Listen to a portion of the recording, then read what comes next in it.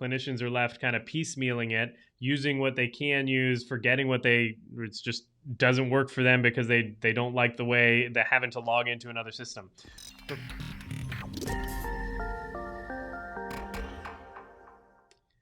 So I got asked the other day if healthcare technologies, the current state of healthcare technologies, are meeting the needs of patients and healthcare providers today.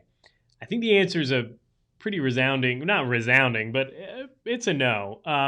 And the main reason that I see, anyways, both as somebody who runs a clinic and is implementing technology in service delivery and somebody who's working with healthcare providers and technology companies as they bring their services to market, and part of this is just the nature of the beast, but there's a lot of disjointedness or siloed work that happens in the different platforms that clinicians are using, right? So it's an app they have to log into. It's another portal that they need to access. It's another tool that they need to learn how to use.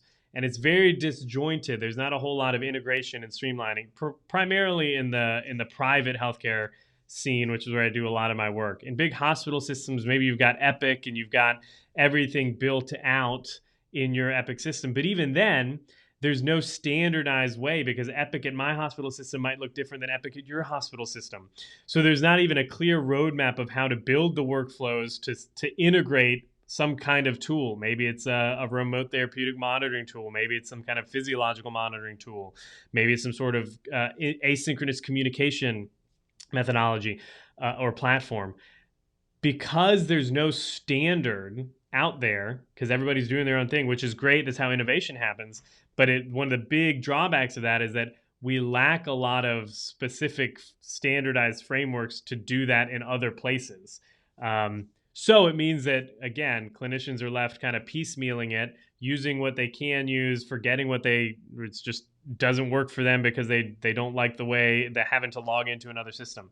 For patients, again, when we think about reducing friction, a patient's not going to log into 5 different things. Like if they've got a My Chart or something they're logging into to communicate with their doctor, to get their lab results and schedule appointments and all that, are they going to really log into a completely different system to track and monitor their adherence to a home exercise program or something like that? So not that any of those tools are not good, but there's just a disjointedness that makes it difficult. It just adds barriers and friction to implementing some of those tools in the continuum of care.